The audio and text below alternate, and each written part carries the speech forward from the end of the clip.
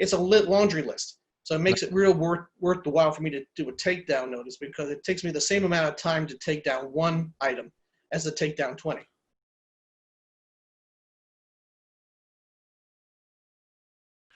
Welcome to the Music Combine, episode 105 with Steven Strauss. Greg, hey, made it through the first month, man. Yeah. How do you feel? Yes, I'm elated right now, just because we have some really good guests, and now we're having different perspectives in the business, bringing some value to musicians out there, and just getting a little, seen behind the curtain. Yeah. Let's see what's going on behind that curtain and how it works, and what he has to say from his experience. You're all gonna pretty much find some serious value in it, and he's going to disclaim something to you as well, just so we're before the episode starts. But just kind of a background on Steven. I personally met him through our local coffee shop, Groundworks. He's a partner in the Buck Walter firm here in LA, deals in copyright infringement and some patent stuff. And we've sent a bunch of business to him. I've sent a bunch of some business to him. And he's a really great guy. Handles in YouTubers and rock stars. Is kind of how I usually put it, in actors and things of that nature. Keep it going. And as he weighs me on, but amazing lawyer, always giving me great advice. Welcome to the show, Steven J. Strauss, barrister, attorney at law. Steve, how you doing this morning? Well, thank you. I'm very glad to be here with you guys. I'm a big fan of the first 3 episodes, and so thanks. Continued success and luck. Oh, thank you so much. We're so glad to have you here today. Yeah, it's all about the guests, So we know this. So today's episode's a little different, guys. Whereas we're not necessarily doing the industry professional in the sense that they come in here and talk about their things. Steve's an actual attorney, so Steve actually has to give a disclaimer before we start. So you want to do that now? We'll just get it. Yeah, I'm just here on my own, talking on my own behalf. My views, whatever I say or my views are really just my views and not representative of my firm Buckhalter or any of my clients. So I'm just here for myself and myself only. Mm-hmm. And so instead of reading this long laundry list of disclaimers that you normally see in commercials or something like that, I'm just saying I'm just here. I'm here. Here I am, and that's it. So. Well, great. Welcome. We are so happy to have you as our first law talking guy. No, just kidding. Yeah, let's do it. Law talking guy. So let's kind of dive into it. Coffee talk. Coffee talk. Well, you're from Jersey, man. We're from Jersey, so, Central Jersey, Trenton. Trenton. Nice. Even Greg's in Bergen County right now, so. Well, they had this bridge across from Trenton across the Delaware to Pennsylvania. Mm-hmm. The bridge had in signs as what Trenton makes, the world takes. But when I was growing up, they changed it to what the world refuses, Trenton uses. Sounds about right. Yep. And I've crossed that bridge many times. So. But let's talk about how you got into the entertainment law business. I know you and I have spoken about this at some length. You were in DC originally. You were thinking about becoming a politician, right? Oh, well, I think that was a dream of a lot of people. I mean, I was in school in DC, and a lot of things I kind of fantasized about being one day getting into politics and all that. But you get a rude awakening pretty quickly about how difficult it happens to be. Mm-hmm. How expensive it happens to be.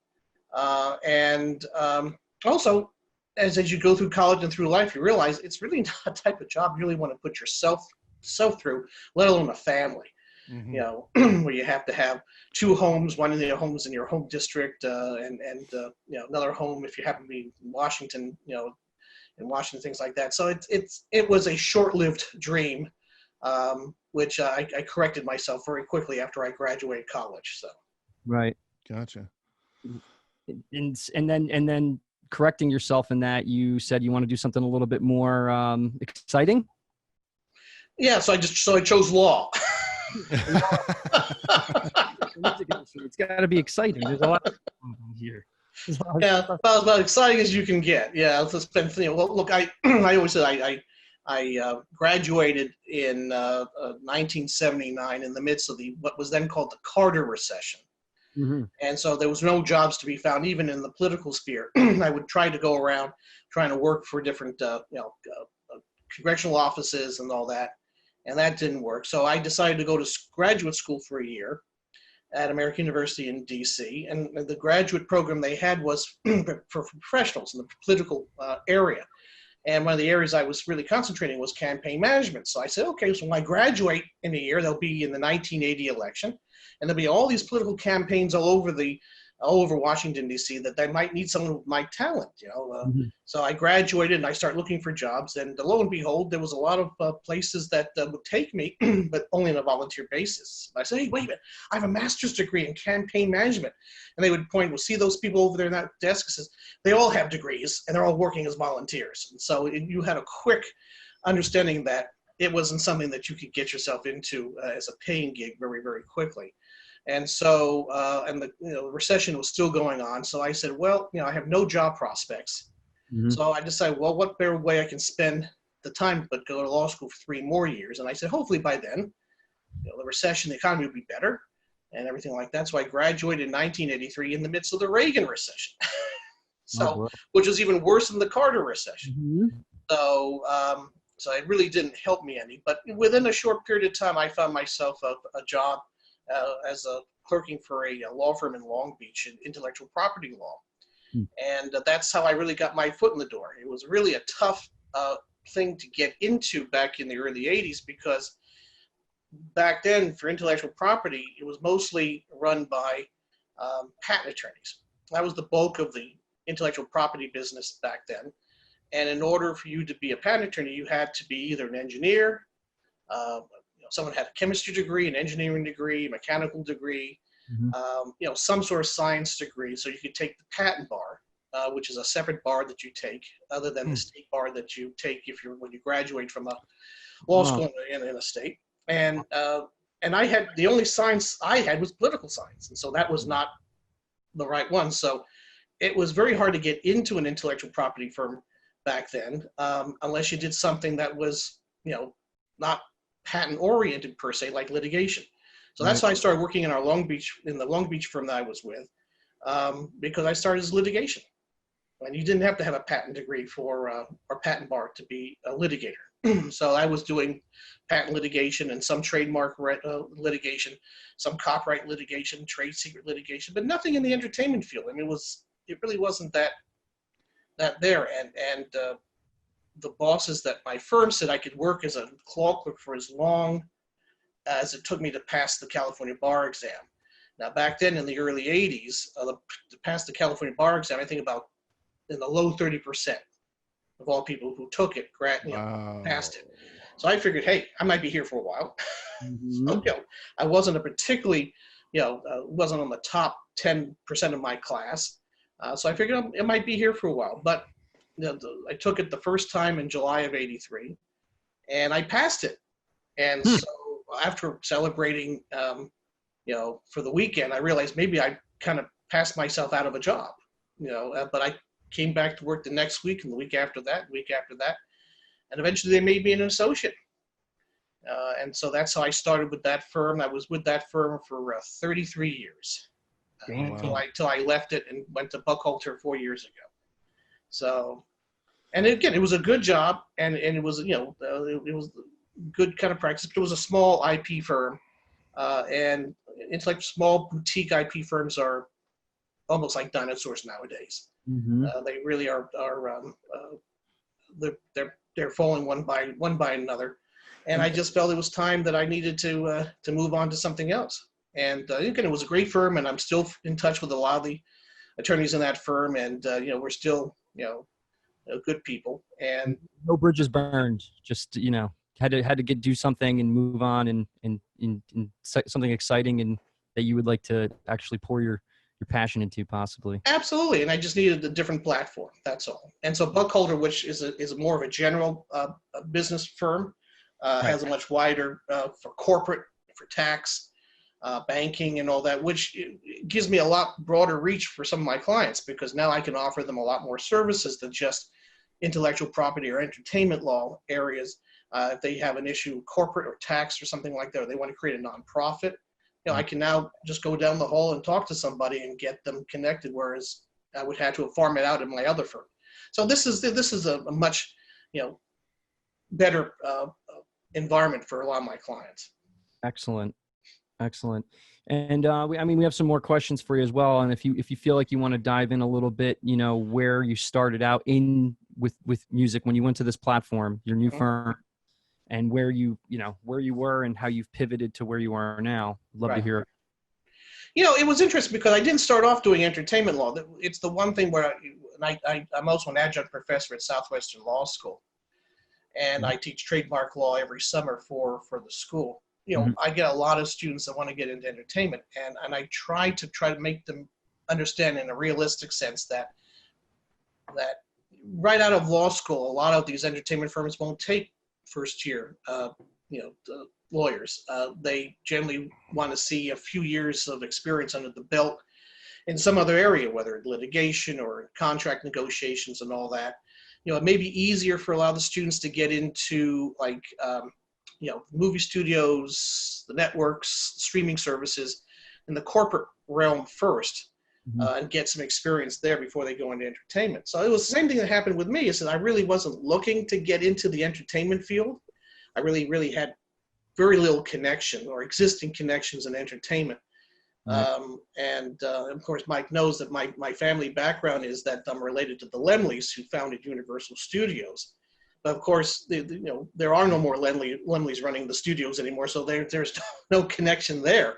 Yeah, but about the movie theaters though, because that's a big chain here in that's one of the that's one of the relatives, and I think there was even some talk they were selling to another firm, another company, but they were just the movie theaters. They weren't the studios themselves. So whatever connection my family had in the entertainment field was long ago, terminated long ago. So I really had no real connection. No favors getting called in there. No favors getting called in there. Not at all. So let me ask you a question. Going forward, like, you came from this patent style situation, went into patent litigation. What have you seen? Like, I know now at Buchalter, you really focus in on kind of, from our conversations, a situation where you're retaining people's character, retaining people's image, things of that nature. You're fighting, for those things. What is the day-to-day really of a lawyer now in your situation? Because you just mentioned, IP, the typical intellectual property firms are slowly going away one by one and probably getting eaten up by the Manats, the Buchalters, the people like that. Right. Do you see that the IP attorney in the future is going to be no longer existent, or is it just something that you kind of pivot into something else or change into something else in your practice? Well, intellectual property is a huge industry. As a matter of fact, everything, entertainment runs on intellectual property. That's what it is. It's the creativity, the artistry of the members of the community, which is what, it's all about. So intellectual property will never go away, because that is, in essence, what the asset of the entertainment companies have, is that all they have is intellectual property. Sure. Even right down to the theme parks. So in that way, how my career had progressed was very much along the lines, I think what a lot of people would do, is that, I really kind of cut my teeth on working in the kind of brick and mortar businesses, gaining experience in protecting what they needed. Right. And then, at some point I met up with a number of entertainment folks who thought, hey, I have a client in the entertainment space that needs some sort of protection here, or they're having something infringed and all that. And so I slowly but surely started to develop a bit of a clientele in the entertainment area. And then I met this very well-known and famous entertainment lawyer in Beverly Hills. And through him, that's when I started representing some of the big clients that I represent even to this day. And that's when I started to shift away from kind of non-celebrity or non-entertainment into the entertainment space. Mhm. So, and I think it happened as at the time that the entertainment industry realized how important intellectual property was and how they needed to protect it across the board, whether it's through copyrights or through trademarks, or even some issues of patents. So I think in that instance, my shift into entertainment went along with the industry shift into recognition that intellectual property was the end all be all of their business. Now, thank you for sharing that. It's pretty enlightening. So excuse my ignorance here. So now that you're saying that intellectual property like firms are almost dinosaurs, and since intellectual property is still very prevalent, and being managed and controlled and making sure that you guys are, the artist is getting paid what they're supposed to be getting paid. And Right. How is it changed now from the firms being dinosaurs to are the lawyers working for the entertainment companies now? Are they hired guns? Are they independent contractors? How does that work? Yeah, I think there are certain intellectual property firms that handle a lot of patent matters. Mm-hmm. And there was a shift about 20 years ago when some of the big law firms from the East and from the Midwest came into Los Angeles. And they took a lot of the patent litigation away from these boutique firms, or they took all litigation essentially from these boutique firms, which in any law firm, litigation is the kind of lifeblood of their business, because everything else just becomes transactional and it becomes more of a kind of piecemeal type situation. So that's the reason why a lot of the bigger firms have very large intellectual property departments within their groups. Like at Buckholder, when I started there 4 years ago, I think they probably had about under 15 attorneys that were strictly intellectual property, and most of them were litigators. But since 4 years from now, 4 years later, I think we're up to 30, right? So we have, and we are, I guess, in a sense, a smaller group than some other larger firms that have maybe 50 or 100 intellectual property lawyers. So a lot of these attorneys are now working for these general practice firms that offer all these other services, like a one-stop shop for entertainment companies or entertainers. And a lot of that stuff's being taken in-house too. A lot of the studios have very big intellectual property departments that do a lot of the transactional work that boutique firms used to do for them. Gotcha. So in that sense, if the shift is away from the boutique firms and moving more into the kind of general practice firms, where a lot of these entertainment companies or entertainment properties can have a lot. Basically, they don't have to move around from different firms. They have one invoice from one law firm. And they could go down the hall and talk to Jake and be like, "Hey, what's going on with that?" Right? So it makes it easier. And that was my experience. I mean, when I started 4 years ago, all I did was intellectual property. But now, I do entertainment. I can have a corporate group with me. I have a tax group. If someone has a real estate issue or a labor issue, so it's a lot easier for me now to provide a more of a robust service to the clients. So. And that background inherently worked out for you, right? In intellectual property. Yes. You bring over it's like, okay, there was a purpose for that. There was absolutely. A purpose. And intellectual property melds well with areas of entertainment, because, like I said, entertainment now is driven by intellectual property. Mm-hmm. So even a lot of the production agreements and agreements with actors and all that, a lot of it now is dealt with what they do with the actor's image on merchandise. Mm-hmm. Because if you're doing another one of those Marvel movies, I mean, you're going to have dolls and toys and shirts and posters and theme parks and restaurants and things like that. So they all want to have all the actors want to have a little piece of the merch. They want to get a percentage of the merch if they're big enough. Rightfully so. Yeah. And so that, that kind of drives me to my next question. And Mike, I know you have some on your mind too. It's just sure. As you speak, keep going. Percolating in my head here. Right. So now, are you working more with musicians or more actors? Which side are you going with more? Is it equal? It's kind of strange because it really depends on almost the week. A lot of the people I'm working with now are social media influencers and YouTube personalities. Okay. And a lot of them are everywhere. They will do, fashion blogs or fashion presentations, but some of them also do music and they sing. Mhm. So they're all kind of whatever it takes, to kind of get to be popular. The triple threat. So, and I'll work with a band or an existing client of mine who's a band, but a lot of them are coming from YouTube and from Facebook and all that kind of stuff, and they're all over the place. They're everywhere. They're talented in so many different areas that in essence it's global. It's global. Right. And I think that drives my next point as a musician versus being just a musician and an entrepreneur. There's so many ways to monetize your craft that you don't need a label. Essentially, you can literally hire somebody like yourself if you have the clout to do it. The money, the dough. Whether how much that would be, I don't know how you charge, but it's none of my business. However, right. My point is that there is a ways to monetize multiple streams of income right. just by being a YouTuber or a social media influencer.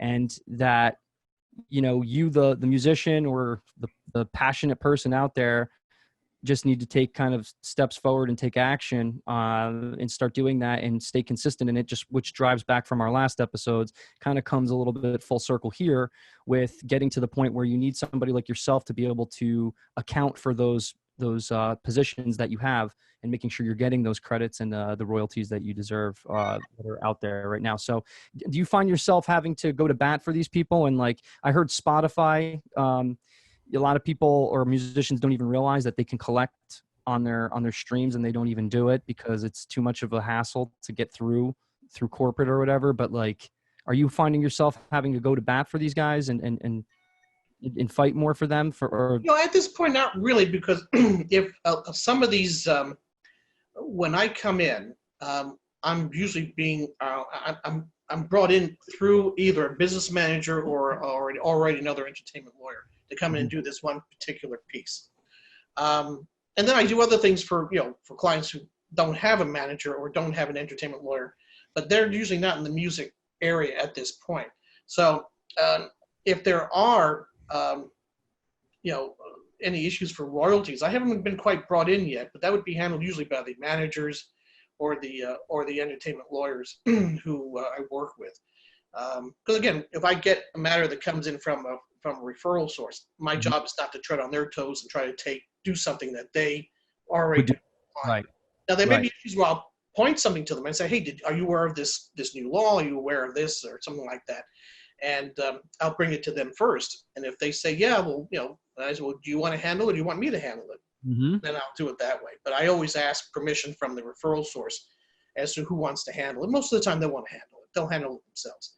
Okay. They're in a business too. They don't want to have someone like myself take business away from them. So Sure. Very, very interesting. It's just like it's from back in the day, from being a musician and having an entertainment lawyer to now, it seems like the opportunity is really in the musician's hands or the artist's hands, and being able to manage or direct themselves to the correct streams of income that they are capable of completely making money on their own beyond a label, like your typical traditional, I need a entertainment lawyer to read my contract for the labels. Right. And look how that's phased out, So your firm, 4 years now, you said you've been? I've been with the firm for 4 years, but I've been practicing for about 38. Sure. And so the pivot, from your firm to maybe doing more traditional sort of, law to now, I'm sure it's pivoted quite a bit. Would you agree with that? Yeah, but we still do the same. I mean, even though with the collapse of some of the record labels and all that, there's still agreements that have to be signed. And there's always going to be someone who's going to be, who's going to be in the position of providing a service to my clients to get their stuff out, and they're still going to require an agreement. And, they may not be called a record label agreement, but it looks and smells and tastes like a record label agreement. And so in some instances, particularly with some of the newer artists I work with, one thing I always try to tell them in the beginning is that, if you're handed an agreement, you have, don't have a whole lot of leverage. So there's not a whole lot that they can do as far as making significant changes, particularly in the beginning. Right. So our job is to make sure that whatever agreement they sign is short-lived, so it doesn't go on forever. Because if 2 or 3 years from now, they could be a big star, and they're just stuck with this agreement they signed when they were just starting out. So we try to make the agreement short-lived, and we try to make whatever changes we possibly can. But in the end, you have to tell the client, we can't change it any more than we can do. And either you take it or you leave it, because, they won't let you sign an agreement that's a complete, rewrite of what they do. So my job in some instances is to review the agreement, tell the client what it says. Right. So they understand what they're signing. And then, say, well, we can try to make some changes here, some changes there, but nothing, too much, because then you'll knock the guy, the company that they want to work with out. It becomes a deal breaker. And again, a lot of these artists want that deal. They want, they want that deal because it's their first major deal, like anything else. But, and again, hopefully they'll build upon that agreement to get better deals over time, which is the reason why we try to keep them to a very limited period of time. And hope that, during that time they become much more bigger success and have a greater leverage for the next agreement that comes down the road. So yeah. Yeah, no, that's great. That explains a lot. So, I mean, you're an artist and you're getting some type of deal. It's not the greatest deal, but maybe in 2 or 3 years you can renegotiate it and leverage it to get a better deal. Which is basically back in the day, it was kind of more. It was like you're signed to like 7, 8 years, 14 albums or whatever, and like Smashing Pumpkins. I remember listening to Billy Corgan on Joe Rogan and talking about he was basically. One of the terms was like you're signed in no matter what happens in multi-universes across whatever. Yeah.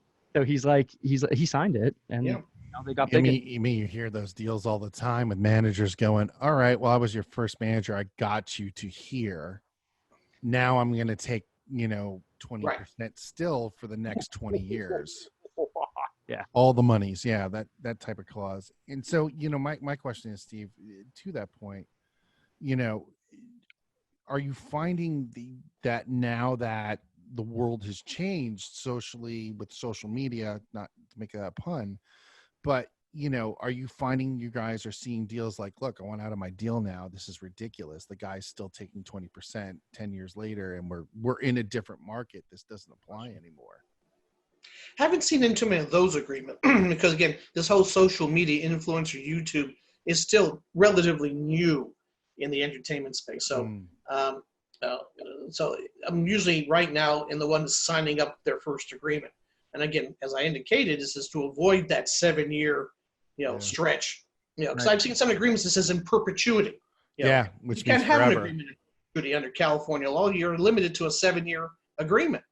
And so, our job is to say, well, let's see if we can do it for, one album. Let's see if we can do it for or an EP. And all that, to keep it limited. Now we know sometimes these companies are going to say, well, we want it for a series of EPs or albums, so we try to negotiate what is an appropriate number.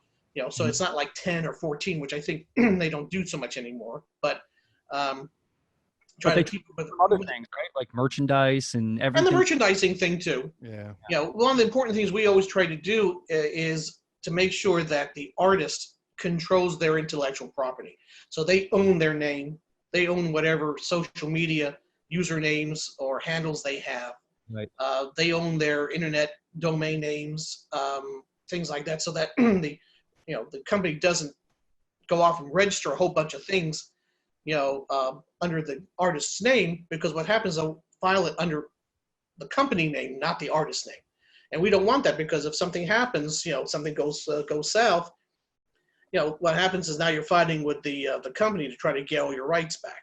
So, so what you do is you're licensing them the rights to use it, but you're not giving them or assigning them the rights to them to take the name and register it themselves. So we always make very clearly that in any agreement says, you will not register any intellectual property in your name. That includes the social media handles, internet domain names, any trademarks or service mark registrations, anything that deals with the name, likeness, and even now the biometric data.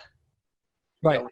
Because nowadays they can take and scan your face and that kind of make an avatar out of you. So we say, no, that biographical biometric data is mine too. and I own that, and you can't, register it or misuse it in a way. So, so we try to make sure that the artist still controls their IP, to the extent they can. And of course, they license it away, but that means when the deal's done, it comes back to them. The whole licensing stuff comes back into there, and then they can then go off to somebody else and make a new deal. Kind of like back in the day, and I was listening to James Hetfield being interviewed by Rogan too, and like how they didn't own their masters for the longest time, and when they finally got the I think it was like a notice or an email or whatever, he showed it to his kid, and he's like, we own our masters, and it was such a big deal because now they're in full control, and they actually purchased a press like for printing, so they could do their own vinyl, and they could do whatever they want. Right. So they didn't want to do anything like that until they had full control. And it was very interesting. And he's like, we just played the game as best we could. And, Napster came out and all that. And then, Lars was took major hits on that. But, he's still right for what he did. I think as an artist to be able to get, some attribution for those streams. If I'm not mistaken, Napster became Spotify. Yeah. Well, I actually don't know that for fact, but I wouldn't be surprised. We should look that up. But regardless, with the times are changing. Yeah. Steve, not much the masters anymore. It's like my just anything I put my name on needs to be through. Yeah. They're looking to make money on anything they possibly can.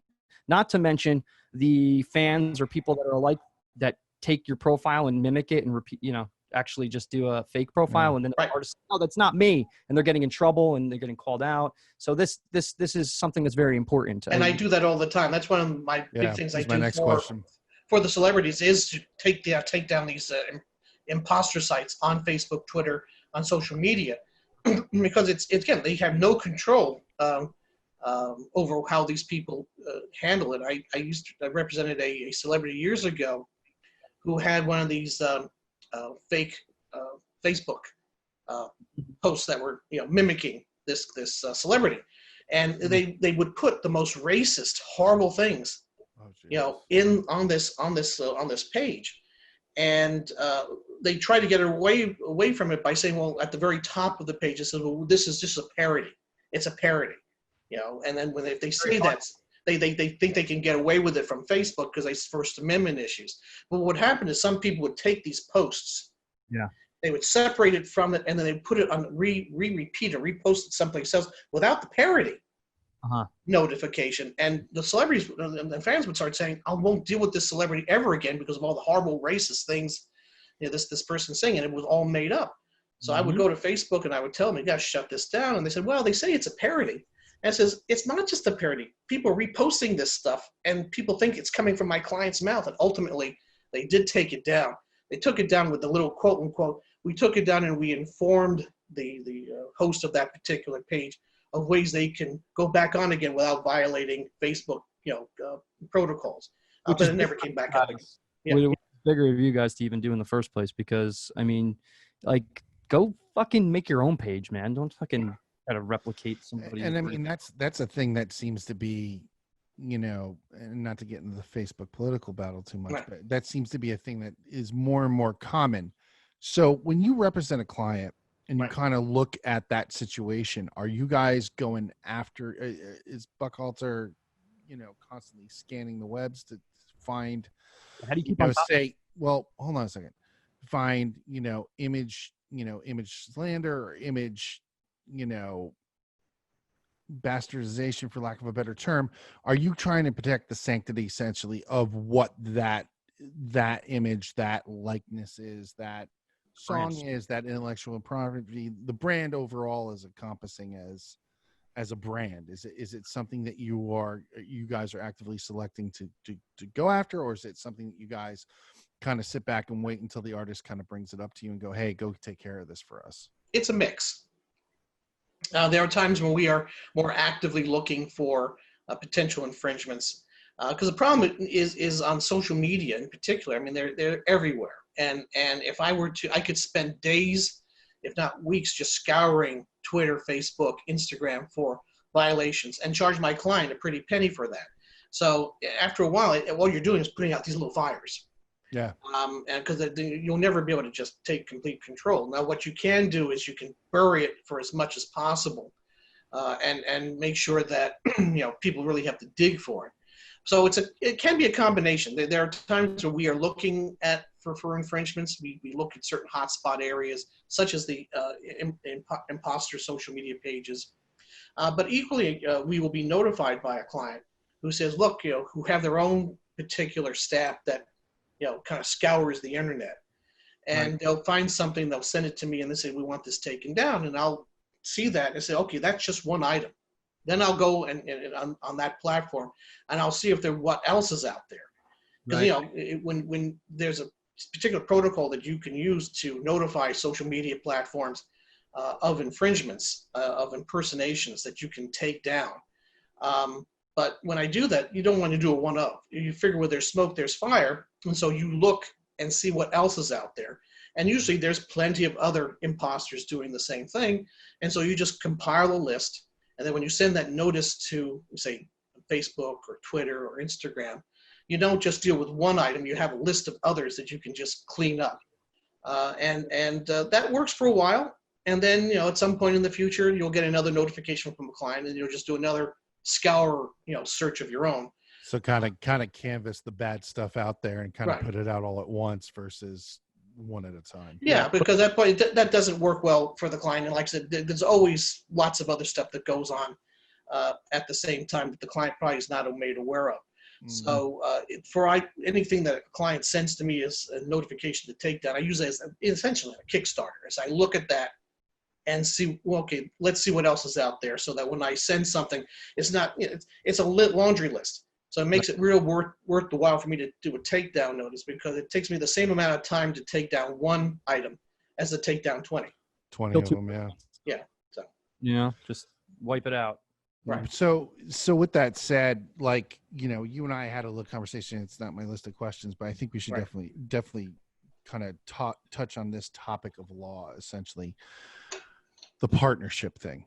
So whether it's partnership with a band, Right. partnership in publishing, where does the artist kind of fall in that? What should they be looking out for when they are going out and saying, hey, Greg's in 2 bands. Let's just use him for an example. And Right. our buddy Connolly, who is part of that band, they write a song together, and everybody's all hunky-dory at 50% with ASCAP. Everybody's all hunky-dory with 50%, but the band thing hasn't been handled. Just, I'm not saying that that's the case, but just, Right. hypothetical loose example. It's not that case. And you've seen over the past years in kind of the Queensryche example or the Rat example, where there's 2 different versions of the band and only certain people can perform certain parts of the catalog. How do you handle that in the beginning? Is it, when you leave, your stuff stays here, or is it when you leave, you take what's yours with you? Like, how do These you are my mic cables. This is my PA system. Yeah, exactly. Like, how do you address that? And, in earlier times when there's not a lot of money to be made, but people should be fair to each other.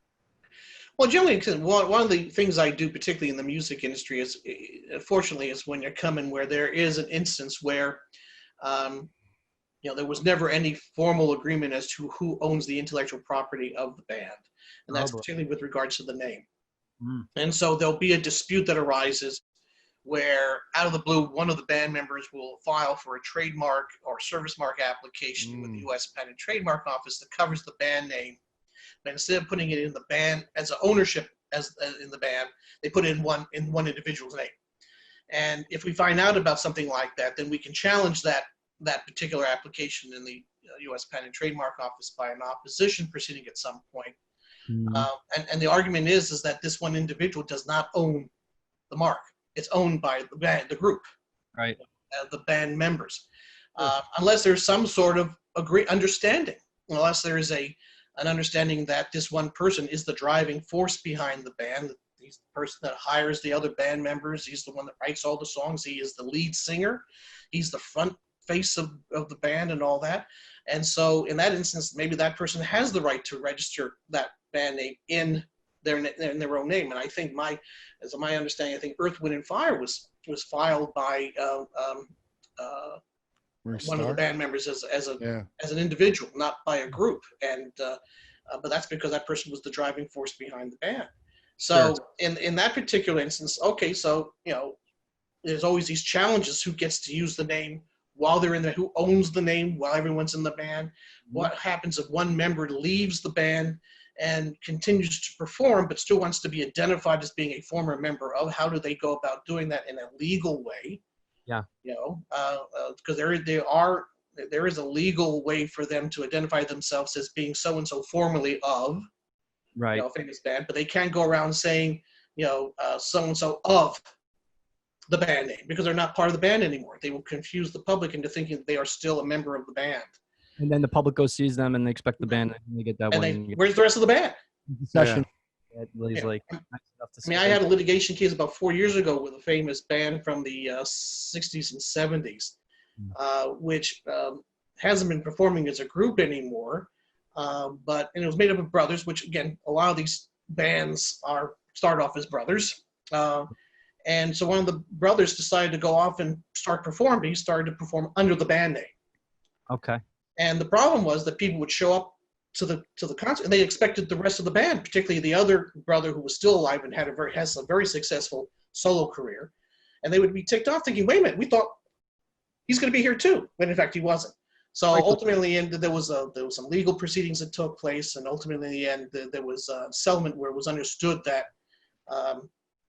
either brother, even though the other brother who had a successful solo career is not performing under that band name anymore, doesn't have to. The agreement was essentially says that if anyone's going to be used as in this band name, they have to identify themselves, as former members of. Yeah. And the band name has to be much smaller than the artist and all that. So that's one. So we get these disputes all the time. So when I have a group that comes in for the first time, they're just forming, or they just they want to have advice of what to do. And I says, look, the best thing to do is you have to understand that each of the band members have an undivided interest in the band name and any intellectual property that comes from that. So, that's great. But if there's a dispute and someone goes off, goes rogue and goes off, they may be able to do certain things with the mark that the rest of the band members don't like. So, you want to create some sort of legal entity that it creates so that all of them become joint owners of the legal entity that runs and has the ownership of the intellectual property. So being my financial background and stuff, you always tell people, well, you set up a corporation to defer taxes. You set up a corporation to do this. Is it the same situation where all liabilities, property rights, as far as intellectual or physical or otherwise, fall under that corporation so that you don't get sued? The corporation does, essentially. It would. That's right. I mean, it would be just like, it could be an LLC, it could be a corporation. It could be any kind of legal entity. It could be a California partnership.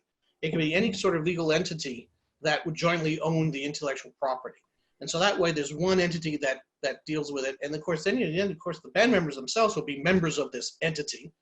All right. And they can divvy up what their responsibilities are, involved in this situation. But this way it helps, avoid the issue of when you have a band member that goes rogue. Because then, obviously the corporate entity will go after the rogue member. Yeah. So duty to perform agreement, and duty. And I've seen those before where it's like duty to perform. If your behavior isn't of this such ilk, then you're out. See ya. Right. Goodbye. Right. Yeah. So, and that makes it a whole lot easier when it also deals a lot easier when for labels or any other entertainment company to deal with this particular musical group, they're dealing with the corporation. As opposed to 4 individual members, which, they might say, we all know what happens with, band members. At some point, they split up, Beatles being primary example, and so, they would much rather, but even the Beatles all formed under Apple Corp. Yeah. So, I mean, when did that happen? I mean, that was the Wild West of the music business. I mean, they were just figuring it out. Right. Or just robbing each other. I mean, one of the two. But it's always amazing to me how everyone's like, we're going to be friends forever, and it just doesn't happen. It doesn't work out. And you've seen the cases of, like, the one band member has a lawyer, and then the other 5 band members have a separate manager and lawyer, or there's 2 or 3 entities working at the same time, and that's not an uncommon thing anymore. And I know a few of those attorneys, but and you hear stories of like, the guy was fucked up all the time, so now he's only this in the band, and you don't know. And again, you just hear that story more and more, maybe less and less, because the thing is like there's not the money there to go to rehab 6 or 7 times, or there's not, are you finding that, more over time people are trying to protect their interests as things get bigger, higher, and better? Well, yeah, because what happens is when they usually come to me, they don't come to me after they just formed. They come to me because they've been performing for months or a couple of years, and something that now they're becoming much bigger, and they're now having to sign legal agreements with the major entertainment companies, and they've never had the appropriate legal representation. I mean, there are some attorneys out there that go to all these showcases around town, and they try to sign these groups up before they start making it big, so at least they get. I've never been one of those people who control nightclubs at 2:00 in the morning. My wife, of course, won't let me do that. But I've been to some of these showcases that are early morning showcases of clients of mine already, and I show up for them and all that. But it's just amazing that just the artistry that's out there, and you see some bands and you say, gee, I wonder if they've been signed up. And oftentimes there aren't. So like I said, they come to me usually when there's a legal problem. Sure. And a legal question. Right. Call the fixer. Right. Right. We got to fix this. And that's usually done behind closed doors. It's never taken to trial or anything like that, right? It's always like behind closed doors or try. Yeah. I mean, look, there's always, and that's the reason why you have, courts. Because there's always going to be at some point some group just can't see eye to eye, can't work things out together. I got to see that as very comical though, because I'm picturing it in my head. Mike, I don't know. It's like you're in court, and it's like, well, he just sings the songs, and I write them, man. I'm in my bedroom doing this every night, and just like, how do you like quantify that? Like, right. Like, okay, you know what? You're all involved here. There's a great episode of Portlandia. Yes. Where it's the Flaming Lips, and is it Wayne Coyne's Flaming Lips, or is it the other guy's Flaming Lips? And it's like neither one of us, and they bring up the point, former members of, no, I'm not going to do that. Well, what about this? And it was about, and at the end of the day, it was about how one didn't introduce the other to Sean Penn at a party. Exactly. That's true. That's true. So yeah, it could be that frivolous. It could be simply as also if it happens to these brothers, and one brother just says something to the other brother, and they're ticked off. I mean, when you get to hot heated particularly family stuff, because a lot of times if I get involved in a band dispute, it ultimately is a family dispute. Yeah. And then you just throw up your hands and say, wait a minute, I can't deal with this. I'm sorry that, you didn't go to Uncle Charlie's Thanksgiving party, and didn't say hello. I mean, that's not what I'm here as a legal representative, not as a family law specialist. Not a psychiatrist either. It's like you become a psychiatrist. It's like, wait, so you're saying if I introduce you to Sean Penn, everything's good? Yeah, man, just give me one. Okay, we're good. Really? It comes down to that. That's awesome. So, I usually am with a bunch of other lawyers when I'm working on these things. And if it goes to litigation, I'm not a litigator anymore. I'm a recovering litigator. And so I do mostly transactional. So when it gets to be something that gets to be nitty gritty about family issues, I usually have the litigation group in my firm. You deal with this. I can't. I don't know what to do. I don't know what to say. Is it recovering? Tell everyone to take a nap and a timeout and come back to the table. Right. Yeah. Right.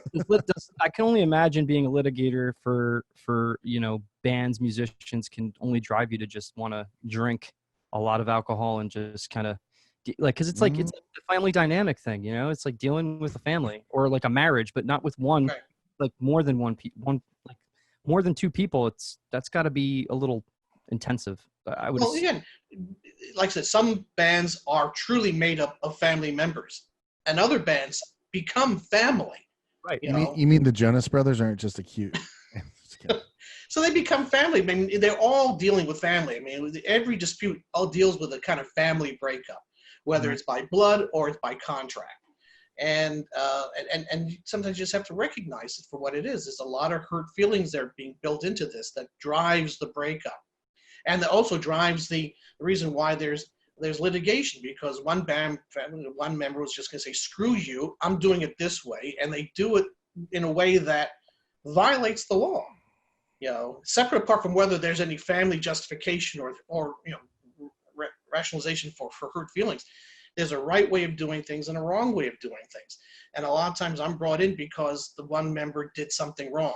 They could have done it right. They didn't come and talk to me about it, but they did it the wrong way, and now they're in litigation.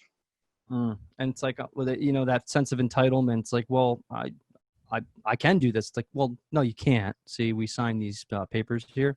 Right. And I don't know if you saw this, but you can't just go ahead and say you're the main member of the band and use that in all your promotions and everything.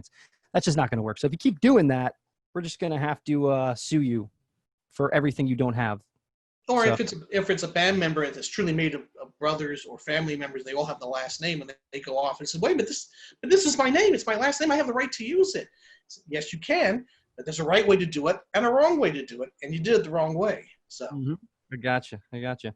Mikey, did we cover a lot of questions so far? Do we have some more? Yeah, we have like one or two more, and we'll kind of wrap it up and let Stephen get back to his amazing day, because I hear his email going off, which means there's work that has to be done. I'm afraid to look at my phone. It's good that you're busy during these times, though. Come on. Right. No, I mean, your guys' office isn't open right now. And let's talk about that, COVID and like servicing your clients. I mean, how are you doing it? Again, surprisingly, I'm able to deal for my clients at home in the same level I was doing in my office. As a transactional attorney, mostly transactional, it's a lot. It's no different. I mean, whether I'm at home or at the office, as long as you have a phone, as long as you have a computer and an internet connection, you can do the same kind of work that you could do at the office.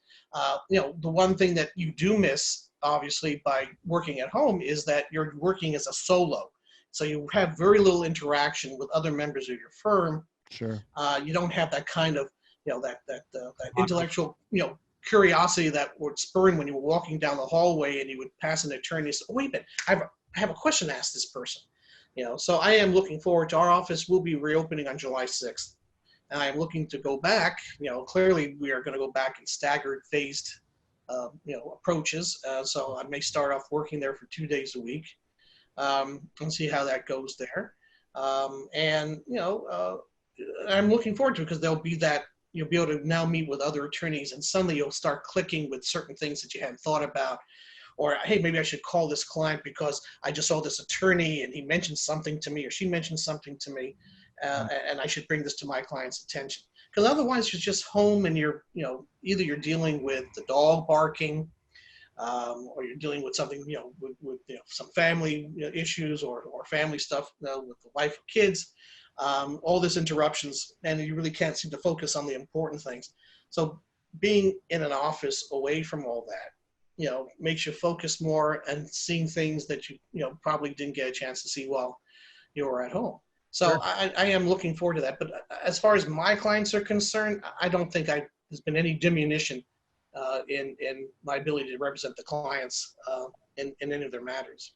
You haven't skipped a beat since all right. Yeah. Which is great. So it is cool that the electricity at the office there, you have the camaraderie, you can approach people, you have a question, it's always good. I miss talking. I miss having breakfast with Mike at the ground. Yeah, that's the thing, is we used to see each other at least a few times a week when he would take the train downtown, and my coffee shop, Groundworks in North Hollywood. We meet up there, and it's a really cool place. It's an old train station. It's the old electric car company in North Hollywood. Nice. And I was in there yesterday, actually, buying coffee. It was a great way to start the week or start the morning. Yeah, it's perfect, because that would sit and just trash talk each other for about half or an exchange hour. ideas or whatever it might be. But yeah, but trash talk's pretty much what happens between me and the Kiwis. And Amy Cates, our good friend. But right. but one last question I definitely have for Right. you. You being an attorney, and I know you can't give advice, but what's kind of your view on what an artist, what a YouTuber, what an emerging company should be doing to protect their brand in this day and age?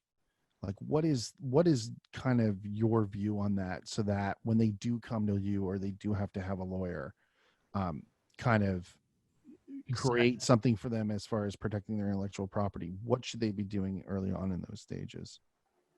Well, generally, if I get a call for a client, I'll do, before I even get on the phone with the client for a first time introduction, I'll delve into if they have a website, I'll look at their website, Facebook or social media page, I'll look into that. I'll do running some searches to see if they have any intellectual property rights that are registered in the United States or someplace else, just to get a handle of where they're coming from.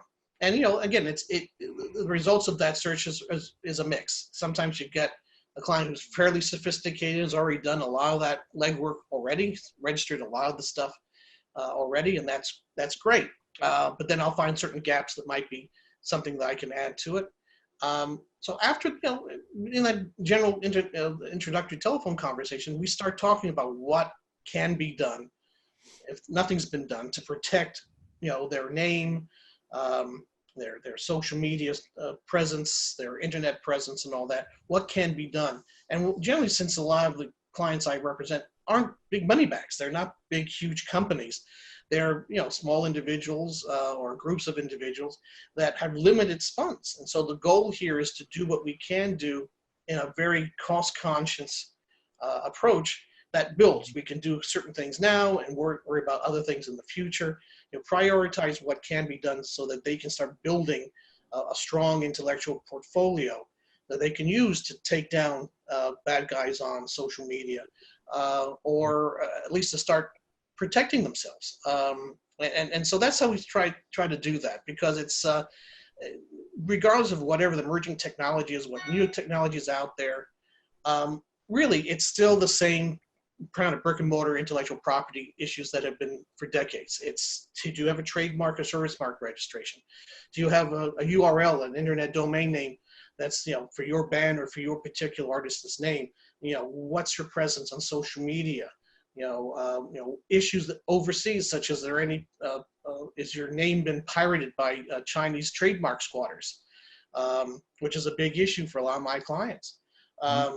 Because China is a huge market, even in the entertainment space. And so, they have to secure not only their rights in the United States, but rights in foreign countries as well. So it's just the basic, trademark entertainment 101 approach that has been going on for decades now. It's just now it's being applied to different emerging technology, but it's still the same laws, approach,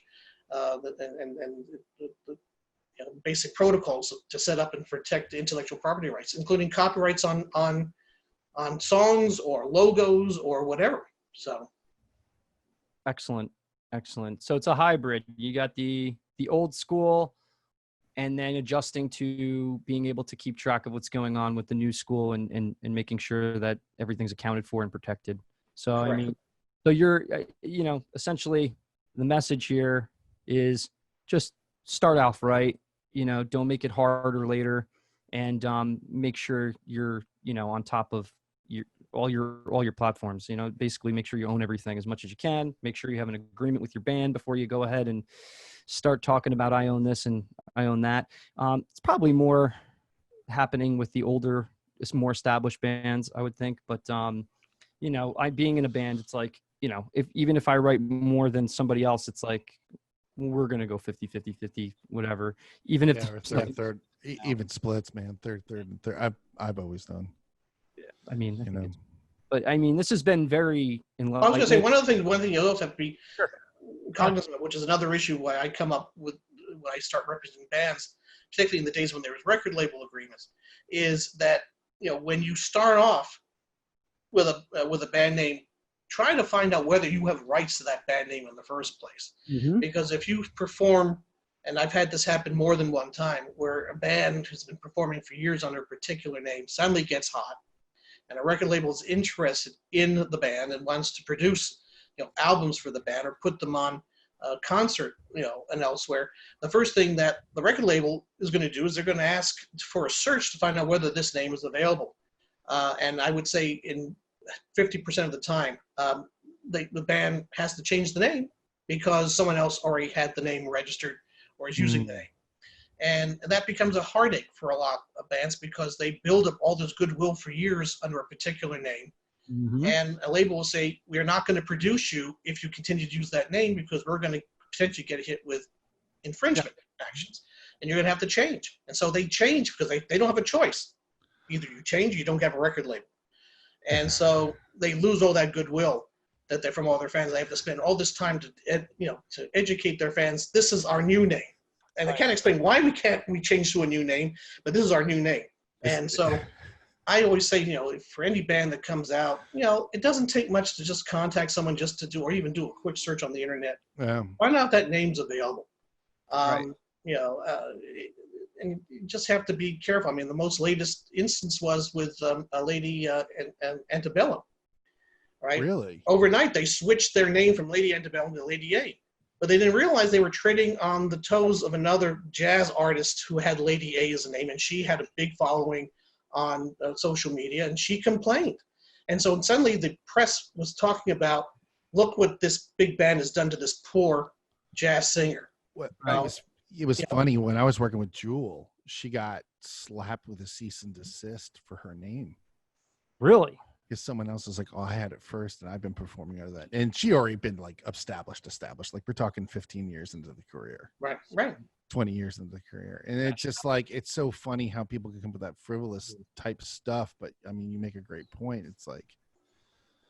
But if you change a name, out of the blue and you don't do a proper search, then what's going to happen is the press ain't going to talk about all the good reasons why you decided to change your name. Yeah. They're going to talk about what they want negative because it sells papers or that's what it is. Views or whatever clicks.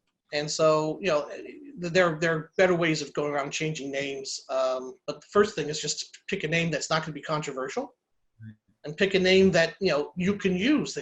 And first thing you should do is register it so that you're the first to get that registered. And then you don't have to worry about someone coming after you with a cease and desist letter. You're the one that's sending out cease and desist letters.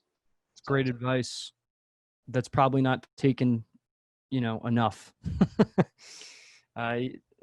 Especially, even just from my experience, just finding other band names that are the same as mine, and I'm like, well, they're not that big, but they have the name, and then you have to contact them and be like, hey, listen, you guys suck, and we're good, so we're just gonna use this name, okay?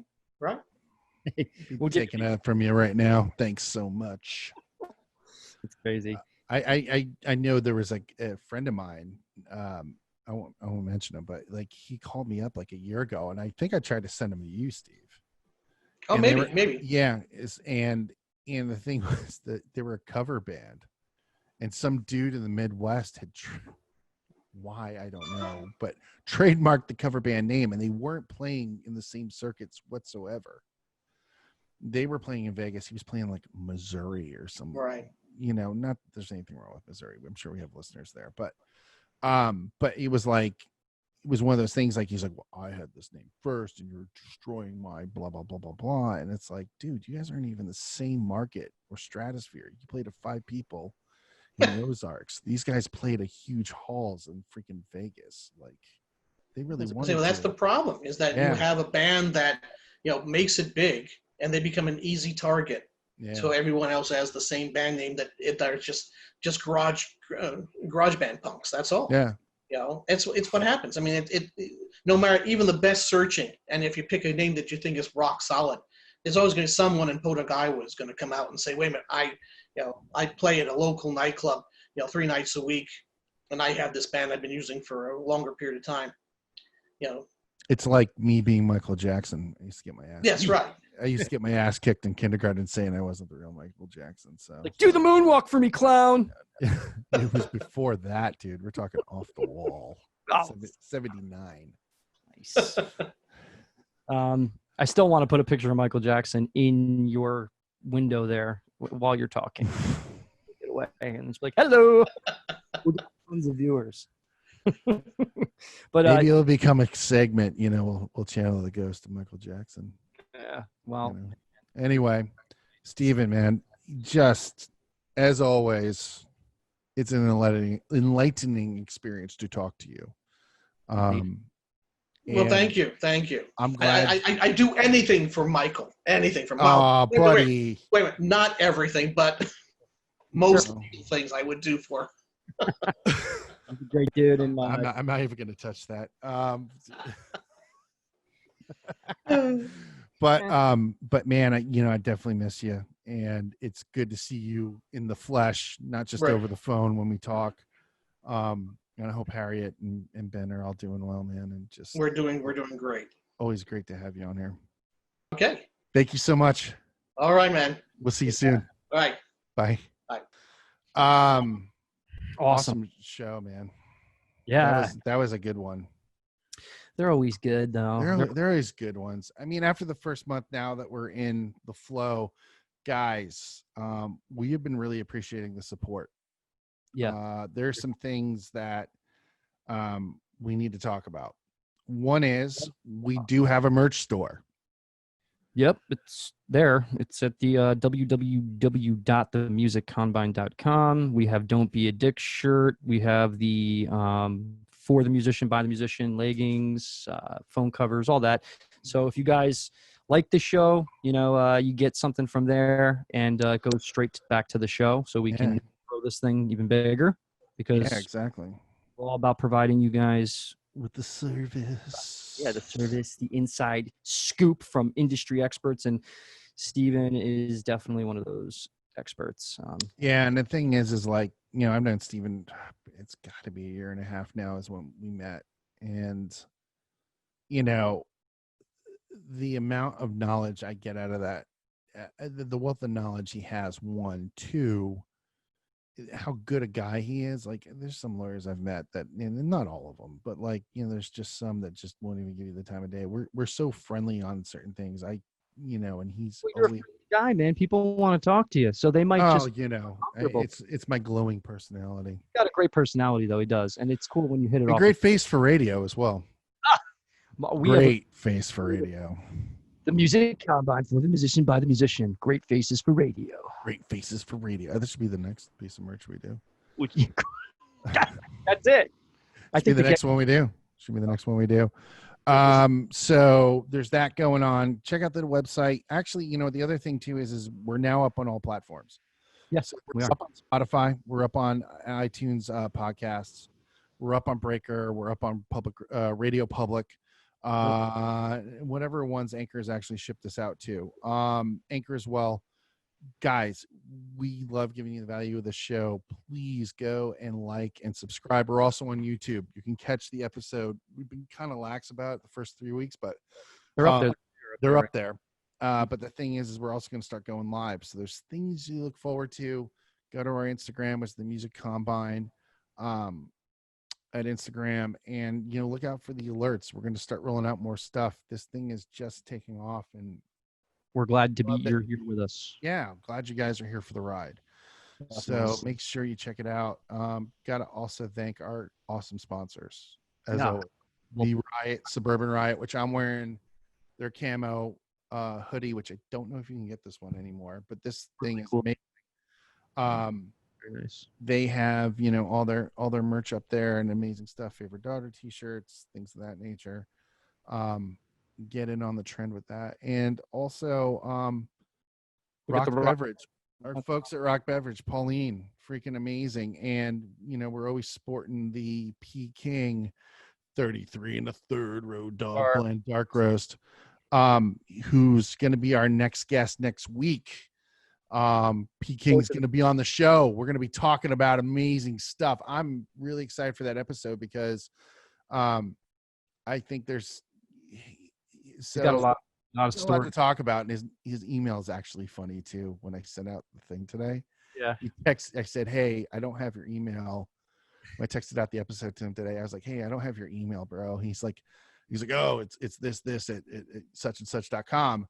And he goes, "There's a story behind that one too." So he'll be on the show next week. He's probably one of the funniest, kindest guys in the touring world. And next week's a touring episode. And then the week after that, I gotta look at the list, man. But We I have a think good schedule coming up. yeah, We'll- good schedule. We got Jesse. We'll just go through it real quick. We got Mhm. Jesse Zaretti from Binary Code. We Wonderful. got Crash Karma. The band Crash Karma is going to be in the studio with us the third week of July.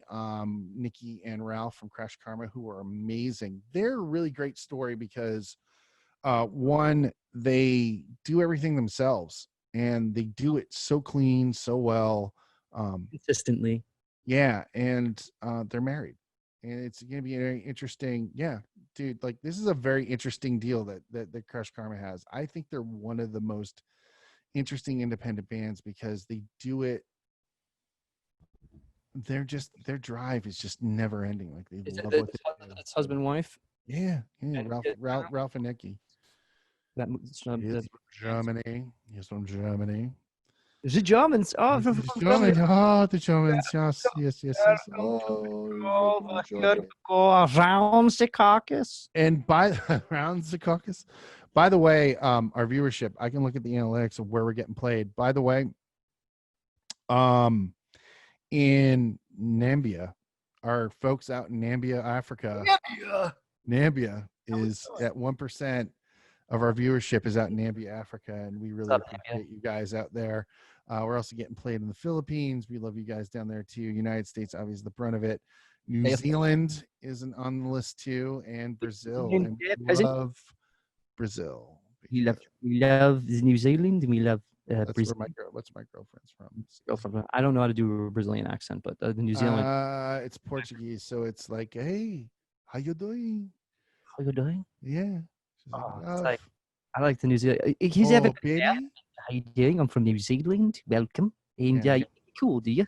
Oh, So great. a lot of cool shows coming up next. Well, we're in July now, so last week you would have heard Stephen Shaw, which is we're filming this or taping this in the last week of June. So yeah, I'm just excited, man. I mean, this has really been an amazing experience, and it's really been great. All the guests we had for support, whether it's Eric, Deniston, David Shaw, Stephen Shaw, DJ, Rob. DJ and Rob, man. I mean, those guys are just cut above the rest. And I mean, all of our guests have been amazing. They've brought value in little tidbits in different ways, and that's what we're really trying to do. And the credibility, like, again, is the edification to the guests that we're bringing on. So it's like, I am not the perfect guy here, but I am passionate, and I love the fact that we know these people that we can bring on to add. Well, you're perfect to me, dude. So, and I mean, ditto. I appreciate. But if you're really feeling the show, it costs money for us to actually do this. So if you can tip into the jar, that'd be awesome. Buy a T-shirt, that'd be awesome too. We're trying to grow this as big as we can, so we can give as much service back to you guys. So we're growing. Become part of the DBD Nation. Hashtag DBD. Don't be a dick. Don't. So get it out there. Be that. Feel that. Episode 105 comes to a close. Thanks, guys. Pleasure serving with you, Greg. Pleasure serving with you. Bye.